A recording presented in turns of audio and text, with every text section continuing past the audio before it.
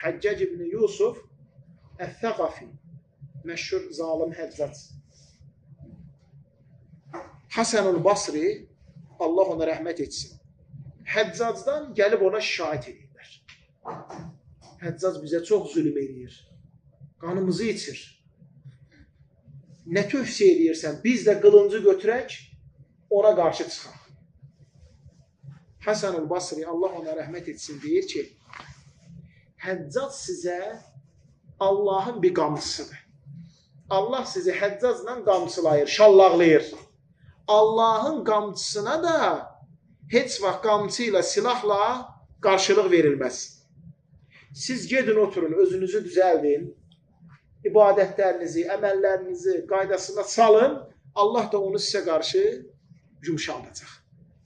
Uca Allah buyurur, İnna Allah la yugayyiru ma bi qavmin hatta yugayyiru ma bi anfusihim. İnsanlar özlərin düzəltmədikcə Allah da onlarda olanı düzəltməyəcək.